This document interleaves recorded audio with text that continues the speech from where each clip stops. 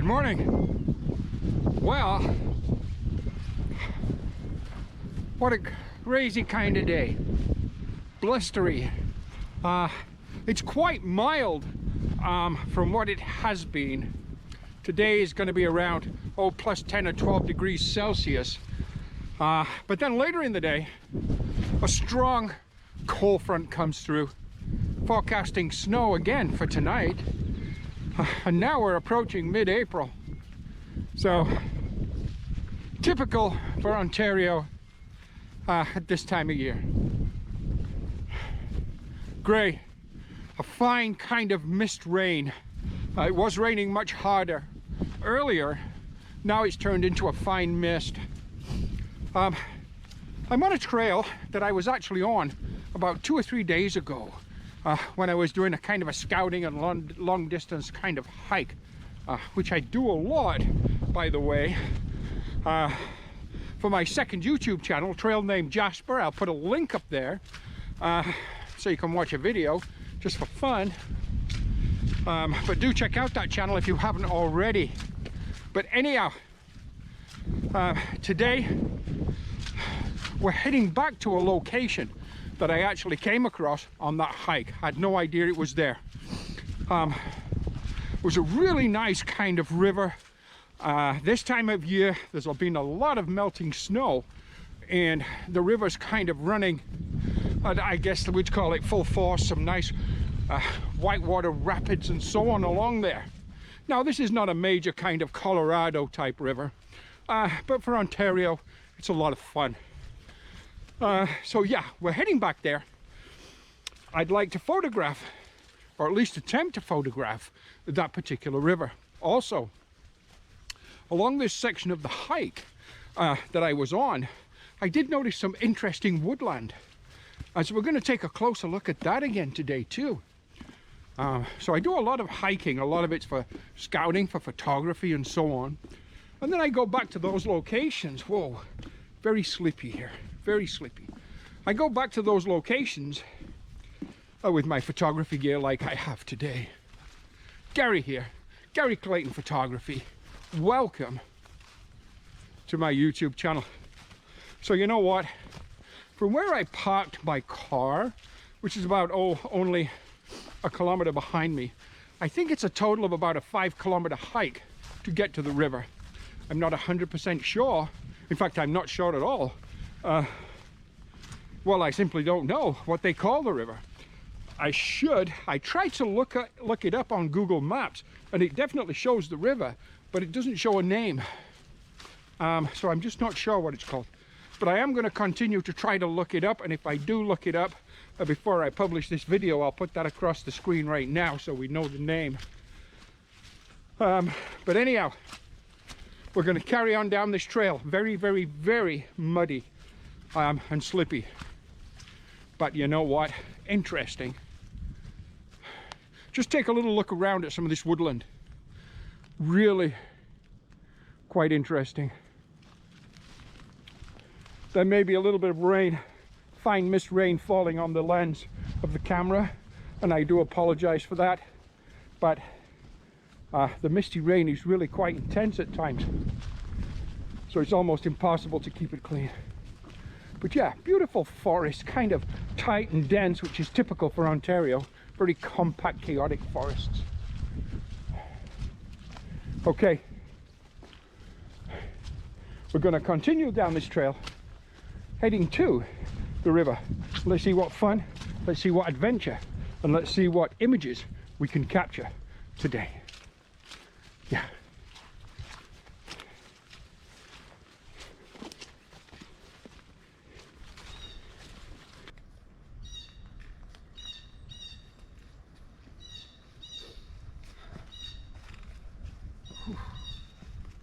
Wow.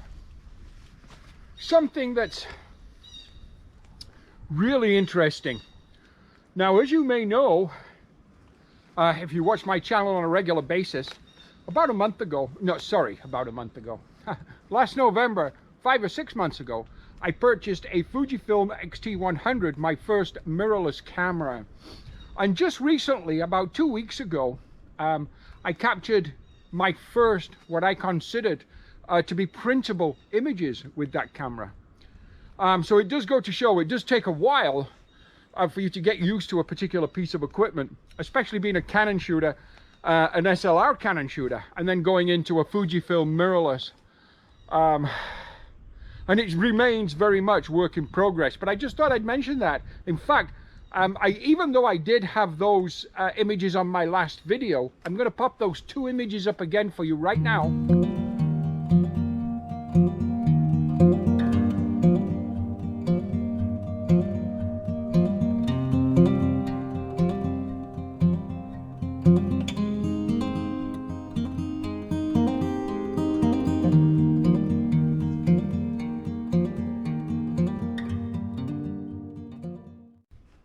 So there, that's the first 2 images that I felt as a photographer I would like to print and frame and offer in a gallery and so on for sale. So yeah, I'm actually pleased with that progress. I just wanted to mention that to you.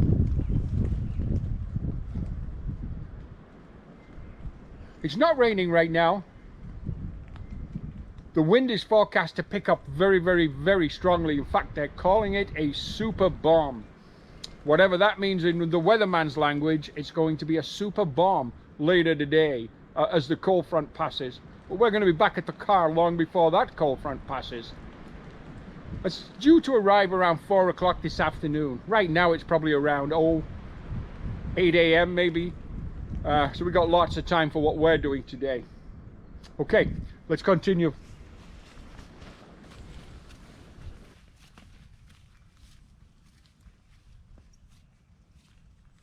Now, even though we really can't see anything through the forest, I can faintly hear the running water, or at least I believe I can, of the river somewhere below.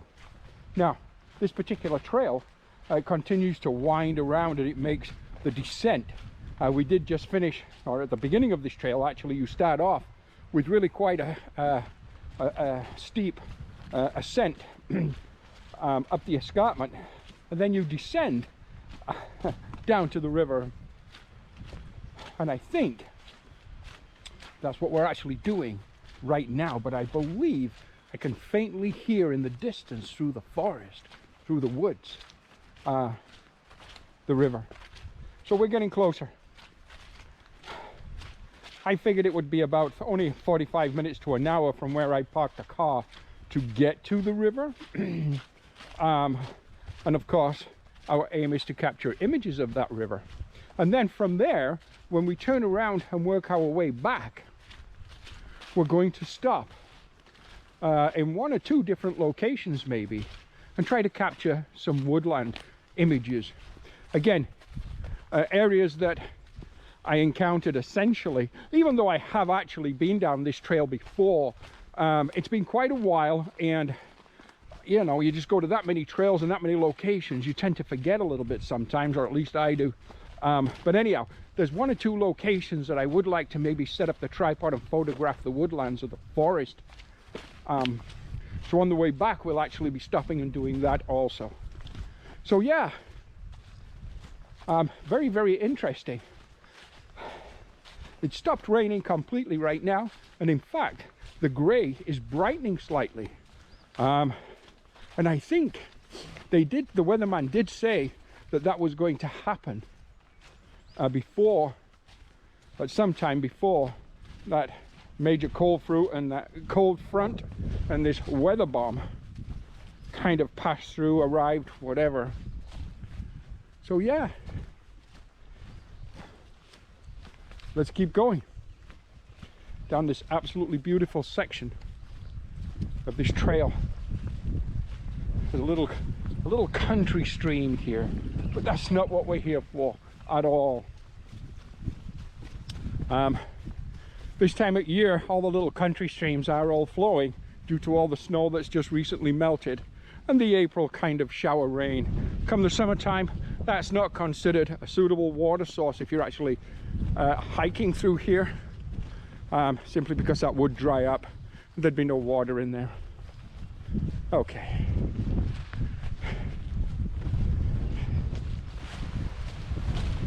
Okay, we are arriving at the river now. One thing I noticed right off the bat, the water level has actually dropped significantly since I was here just a few short days ago. I guess the snowpack, if you will, has been melted long enough now for most of that winter snow and water to have run off. This is a river that does run year-round, but again, just a few short days ago, it was significantly higher than it is right now. So that's quite amazing in itself. There's a little bridge here, a little footbridge, which takes you over the trail that we're on.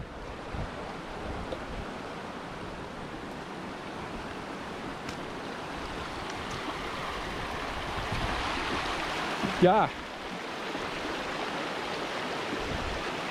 So, a beautiful little location. And this is indeed what we came to photograph today. As I say, it was another, I don't know, 6 to 12 inches higher just a few days ago. But it's still very interesting, quite picturesque, and I'm going to really enjoy capturing an image because it's absolutely beautiful.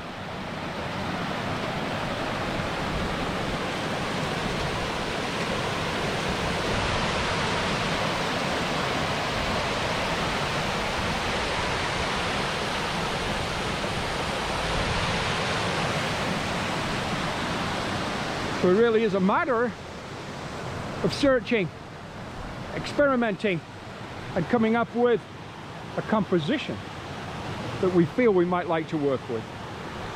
Okay, let me take a look around and we'll see what we can come up with here. Okay, we found a little piece of gravel and rock right about in the middle of this river. We're set up on the tripod there. This is my composition. This is what we're looking at. We're looking down the expanse, or the length, if you will, sorry, the length of the river. The nice tall kind of pine on the left. The naked trees on the right, the maples I believe, but not sure. Rapids in the distance, rapids in the foreground. Let us make our way back to the camera along these stepping stones, if you will. And we have gone with the Fujifilm right now. It's not raining. Just for a little point of interest, my Fujifilm X-T100 is not at all weather sealed. So it really is a fair weather camera, but it's not raining. I've elected to shoot with it. I've elected to shoot with it for two reasons, which are going to come clear or evident, or I will explain as we talk through the process of creating this image. So, first of all, I'm using a polarizer. Now, the thread size of this Fujifilm 15 to 45 mil kit lens is 52 mil. So it's a small lens. That's fine. Unlike the 72s, 70s, 80s, and so on of my Canon lenses. Well, this allows me something. It allows me to use an inverted graduated ND filter as a ND filter, because it's a small lens, and the graduated section, especially if it's a hard grad, completely covers the front of that lens. So it gives me more versatility with the equipment I have. On there right now, I have my polarizer set to maximum polarization. I have a 0.6 ND filter. I have a 4-stop inverted, actually medium edge ND grad filter. Excuse me. That all in all is giving me about 1 1/3 second.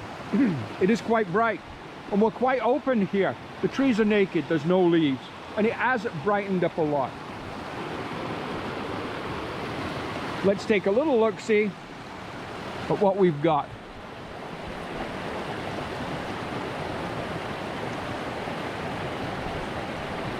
So I think that might be just a little too much. So let's just take that back to correctly exposed. And that is giving us the, first of all, at an ISO of 200, which is the lowest ISO setting I can use on this Fujifilm, I have an f/16, a 1 1/3 second, or 1.3 seconds. That's probably fine just to smooth out this water, but not enough just to make it a sheer white kind of milky stream, which I do not like. The f/16, I want everything from the beginning of this image all the way to the pine tree and the rapids and beyond to be sharp. The f/16 gives me a much smaller actual aperture, which does two things. It allows me to slow down the shutter speed, and it also allows me a much greater depth of field. Let's capture that image. There is my image, the first image of the day. Yeah, first image of the day. If we've got anything out from that, let's pop it up right now, because I'm so excited to see it too.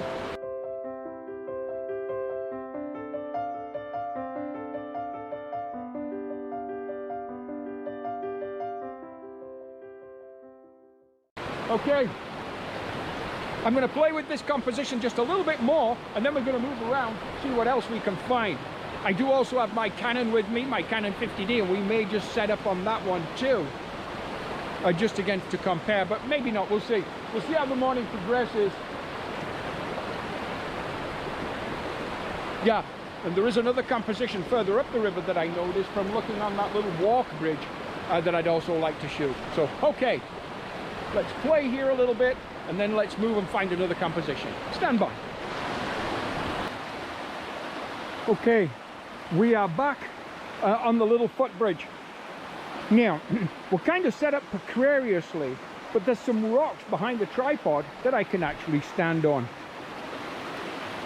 So we're going to work our way around, not moving anything now. This is my composition. Absolutely beautiful, little river running through the forest. Again, pine or spruce, not sure which, on the right. And in the foreground, we have some nice rocks with some green moss on them. And I thought that was absolutely beautiful. Gray sky, quite bright. The sun's up there, but a thick layer of gray in between us and the sun, which is okay because we don't have as much glare on the water as we normally would have. However,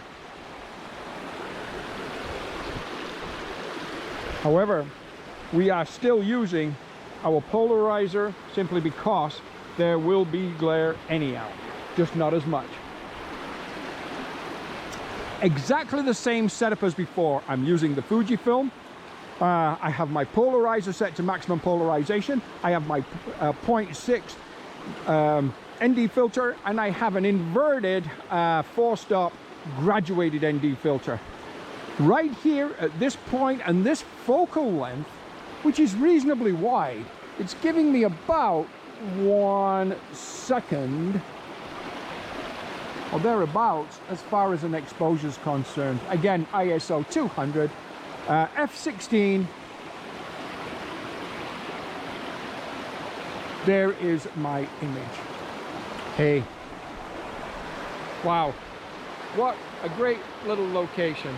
Thoroughly enjoying myself here. It's a nice day.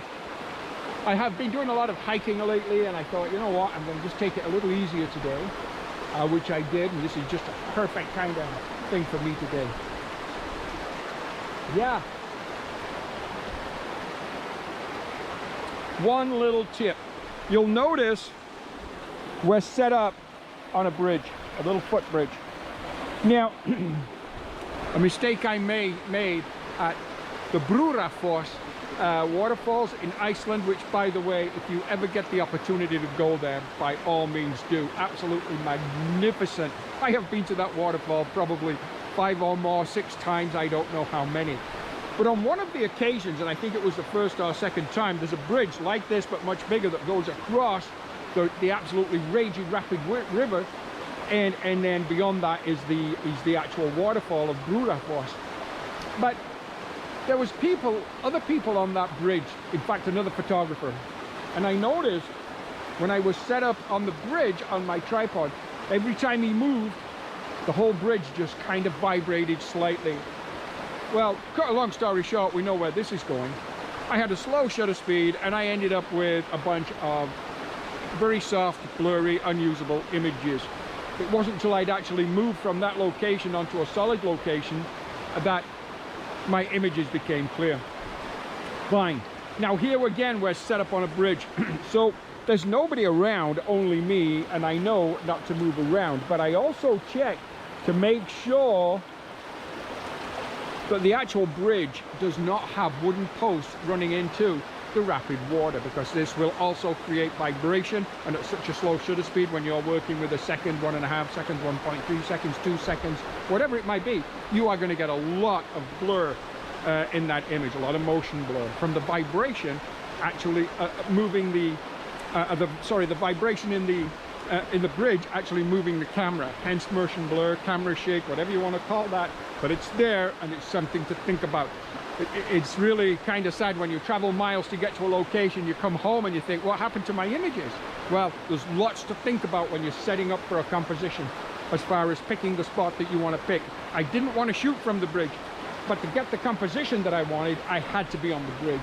If I'm on the ground or the land at the side of the river, I'm just too far to the left or too far to the right to get the composition that I like. So just something to keep in mind. Okay, I'm going to pack up from here. We're going to head up into the escarpment behind me, and we're going to look for some woodland compositions. Let's go. The composition. The camera set on the tripod. Again, the Fujifilm. Looking down the trail from whence I just came. Lots going on, lots of chaos, lots of broken kind of trunks and so on the ground, remnants of the fall, the leaves. I love it.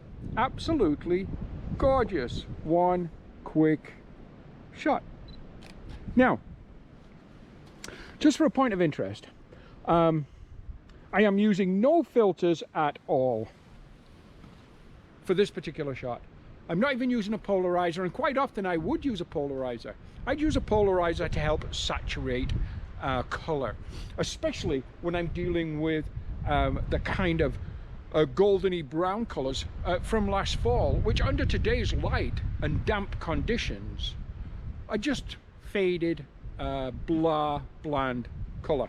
However, with the Fujifilm camera, and I believe this is with all their Fujifilm cameras, I'm not sure, but with this for sure, you get the option of choosing the Fujifilm film equivalent that you want.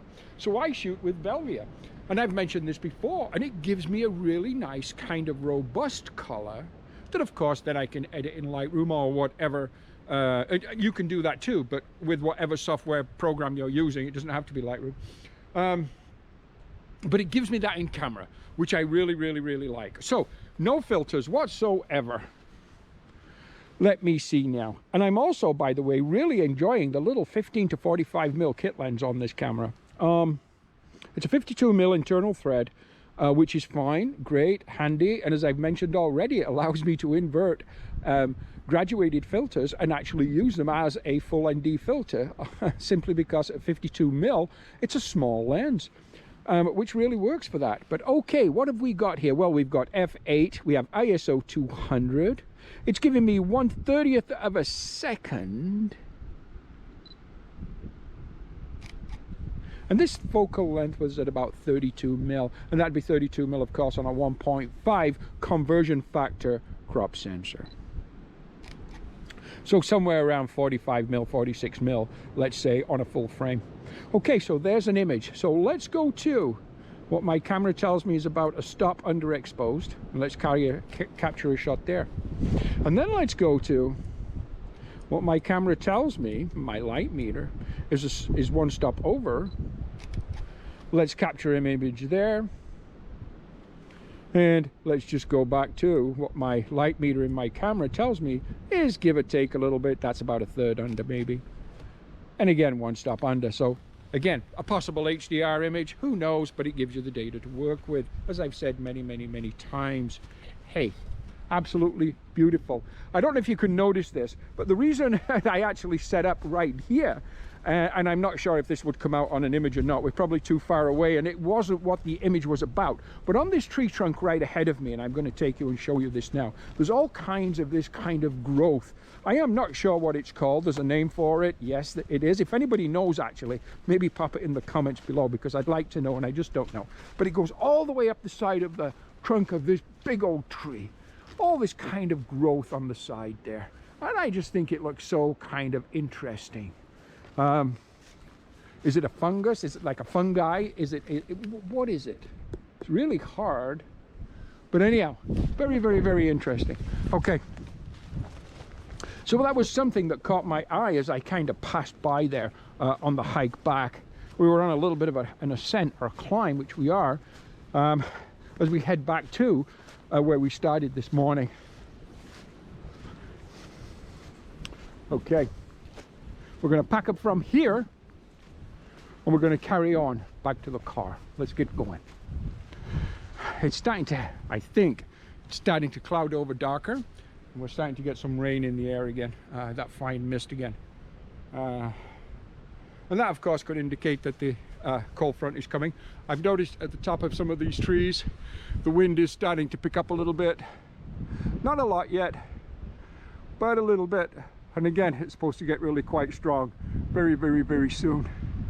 And we certainly, or I certainly don't want to be caught in a major cold front coming through, because I only came out for maybe 3 hours today, so I didn't really equip myself for that kind of weather anyhow, although I usually am pretty well equipped, but it doesn't matter. Okay, let's get packed up, let's keep going. The wind continues to pick up now, but it's still not bad. I'm about a kilometer to the car, so first of all, I apologize about any wind noise in the microphone right now, because that could definitely be happening. Hey, as I said, it's Gary here with Gary Clayton Photography, and again, thank you so much for watching my video, for supporting my channel. It's very much appreciated. Please like, share, comment, and if you haven't already, do subscribe. Remember to click on that little bell icon. That'll tell you every time I load a video onto the channel. Ask questions. I love questions, and I will do my very best to answer them. Let's sit back, let's have our traditional cup of coffee, and let's look at the images that we captured today. We'll see you next time. Bye bye.